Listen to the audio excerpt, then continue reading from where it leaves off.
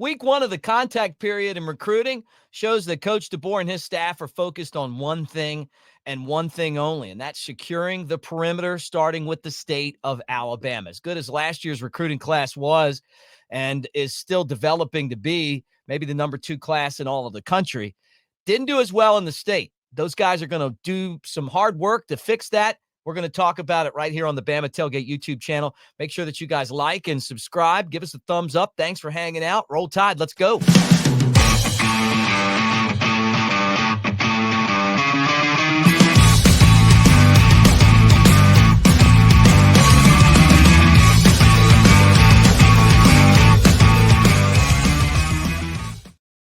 Roll Tide, everybody. Mick Gillespie, thanks for hanging out with us. Make sure that you like, subscribe, and thumbs up as we talk about Alabama and all of the recruiting that has taken place throughout the state of Alabama this week. Definitely an area for Coach DeBoer and his staff, Courtney Morgan. And I heard this from the very beginning when they arrived, that there were some coaches, some former players that were worried that they would not be able to connect with the in-state player. And we saw them. Look, they got Ryan Williams. That was a big deal. I mean, think about how electric he was for Alabama. They pulled in guys like A.K. Deere in their recruiting class that, is coming in this year. But they also lost some guys that they would have liked to have gotten, and some guys that were committed to Alabama that left and went to Auburn and other places. So with that said, this staff has really put a focus on securing the perimeter. It's an in-state push, and I think this is really important. And what I'll say about Coach DeBoer is it seems like he is really good at making adjustments based on what he hasn't been able to do well. And we'll see. I mean, I guess the biggest criticism, we talked about it yesterday, is that they lost games that they should have won, and that they should have a team that was a little more disciplined handling success. But with that said, he was also handcuffed in some ways and also definitely gifted in others with a roster that necessarily wasn't his. And it would have been really hard for him to bench Jalen Milroe if that would have been the right thing to do, when Milroe was one of the guys that stuck by him when he took over the job. This is going to be a much more Kalen DeBoer team and season and recruiting class. But with that said, it starts with in-state recruiting. And the very first player that he got for that 26 class, Zyan Gibson, the 4-star cornerback out of Gadsden City, I think it was a really important guy to get, and maybe to get first. Remember, that was on Christmas Eve when we turned, hey, there you go. It's number 1 guy in the class. He's got to prove and show that the state of Alabama does still belong to Alabama and not Auburn, and not Tennessee, and not LSU and Texas, and some of these other schools, Ohio State with all their money, being able to come in, Oregon, going to try to buy your players away. You've got to figure out a way to keep the best players in state. And when I look back at some of the other recruiting classes, Saban's last class, and the DeBoer got there right at the end of it, but guys like Ryan Williams, Jalen Mbakwe, who do the podcast together, those guys were so important to that particular class. And then you go back through the years and you look at the recruiting classes and you're like, you know what? There were always those in-state guys that really wanted to be a part of the program, and that kind of put that Alabama flag down, loved, Alabama, and wanted to be there. So having Gibson sign on was, I think, a big deal. Now, the other guy, and we've talked about him a lot, he goes to Jake Coker's High School, and that's St. Paul's, is Tank Jones, right? Anthony Tank Jones. This is a guy who is one of the most prominent players in the country, and he is in the Mobile area. But before Saban got to Alabama, you remember Mobile was not a kind place to Alabama. And Saban made his way down here and really attacked Mobile. I remember losing players to Tennessee from this area, to LSU, Auburn. Saban came down to Mobile and started to lock down players like Tank Jones. This is a guy that if you're Alabama, you just don't want or can't lose. You got to make this guy a priority, and the staff has definitely done that. Coach Robinson, part of the recruiting process here, but Coach DeBoer showing up, shaking hands, meeting people. And what you're hearing is it's not just the coaches and the families that Coach DeBoer is making friends with. It's everybody. And that doesn't surprise me because he is such a likable person. And I think that translates every time you see him, just what a fantastic and easy to talk to guy he is. And I'm kind of curious about another thing too. And this is something that I guess I'd kind of have to be there to see. But Saban had a presence. When Coach Saban walks into a room, there's a presence. I've been there before, met the guy before. I've been in rooms when he walked in. I mean, it's like he'll suck the air out of a room and not even say a word, right? And that's how it was when he was recruiting. And I wonder what that is for Coach DeBoer. Um, I know Auburn fans were like, well, we had Brian Harsin and it didn't work out there. I never felt like Brian Harsin had a presence. I'm wondering what Kalen DeBoer's presence is going to be like. When you think about the coaches that have won championships at Alabama, Bear Bryant, although I never met him, you talk to people that were around him, and there was just a presence when he walked in. You just knew he was there, like you could feel it. Gene Stallings, met Gene Stallings a few times. He's an awesome guy, and he has a presence. You just know it. To be a champion at Alabama, you have to have a presence.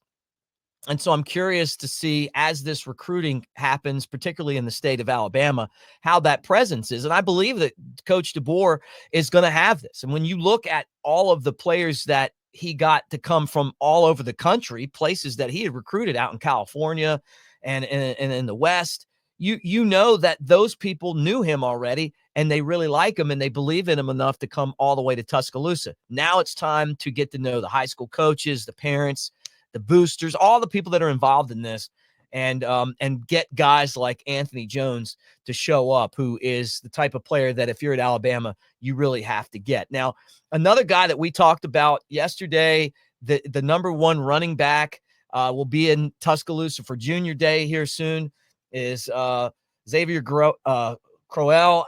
This is a four-star back out of Jackson. And I know you're like, hey, I've been through Jackson. There's that sign that has all the little churches on it. Then you drive right by there. I've been by their games before. They're a huge draw. I can tell you exactly where their high school is. And this guy's come in, and from the very start, he's been a star. I mean, and he's got offers from everybody. But again, Robert Gillespie, Coach DeBoer, pounding the pavement on this guy. He's been to Tuscaloosa 5 times. He's going to be there more. You just can't afford to lose this guy in Crowell. But another player that Alabama has really focused on, and this week we're seeing, that the very out of the chute, you send the impression immediately that the in-state guys are the most important guys for us right now, and taking back over the state. Not to say that Alabama lost the state to Auburn, but it just didn't feel like Alabama was as dominant in recruiting when you see guys like Coleman out of Saraland, decommit and go to Auburn. Another guy to talk about out of Benjamin Russell is Cederian Morgan. Here's a 4-star wide receiver, someone that can make big plays. Another one of those high schools that on Friday nights, you always want to know what Benjamin Russell is doing. As far as scores go, they always seem to be in the mix as one of the best, teams in the state.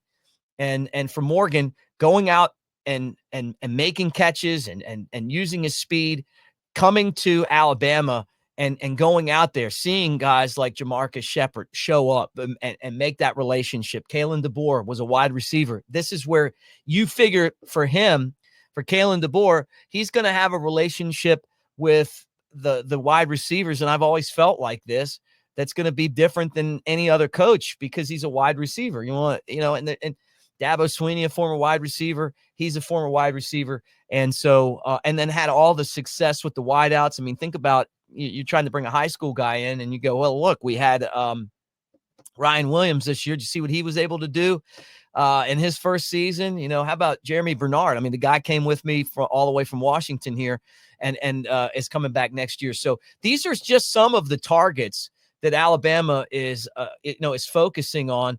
But the thing that you just keep hearing from people is just how much they enjoy being around Coach DeBoer and how genuine he is. And also connecting those dots with the assistant coaches to the different places around the state of Alabama as they continue to try to add talent from the state of Alabama to this recruiting class. And it really feels like, as this class starts to fill up and the next class starts to fill up, you're already recruiting guys that are in that 27 class. Whether you're talking about going up to Muscle Shoals or all the way down to St. Paul's or wherever it is in the state of Alabama, you've got to have a, kind of a different mentality when it comes to recruiting, and you got to love it. Tyson Bacon from Hoover's another guy to keep an eye on, defensive lineman.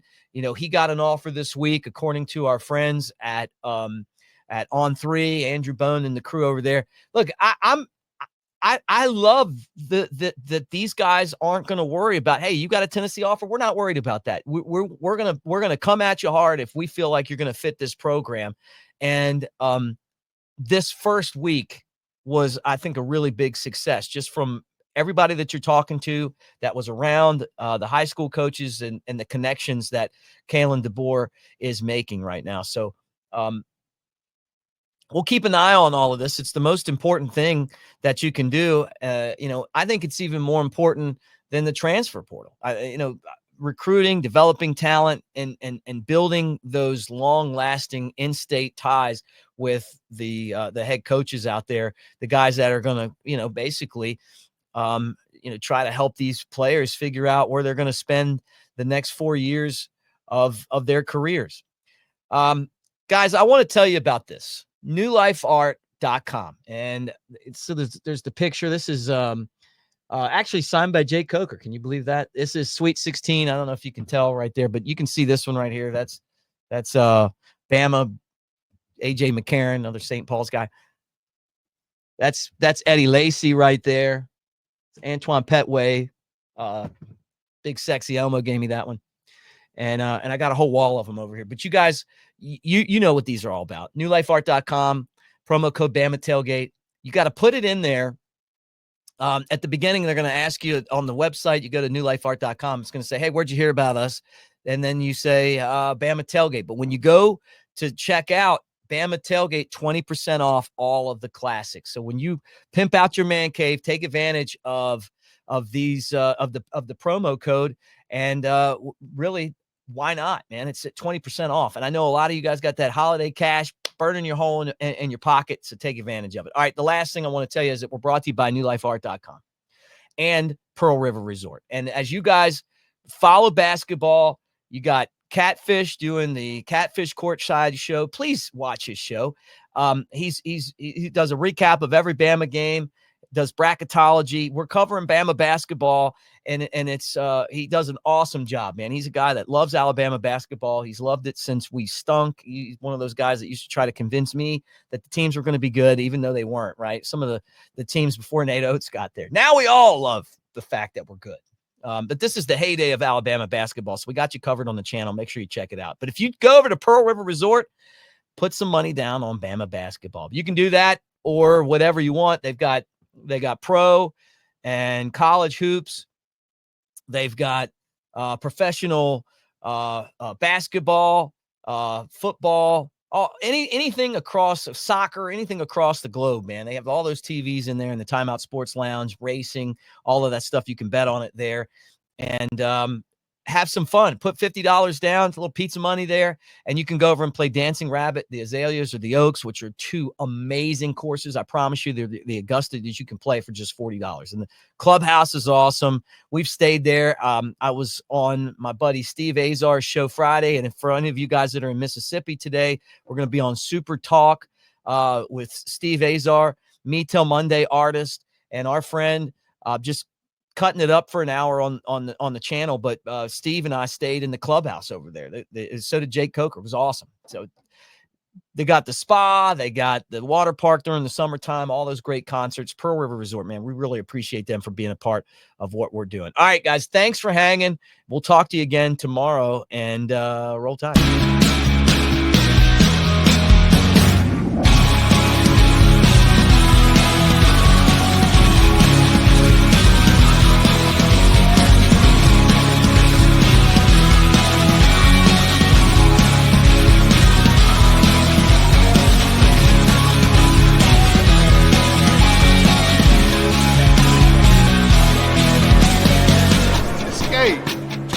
Harbor Resort.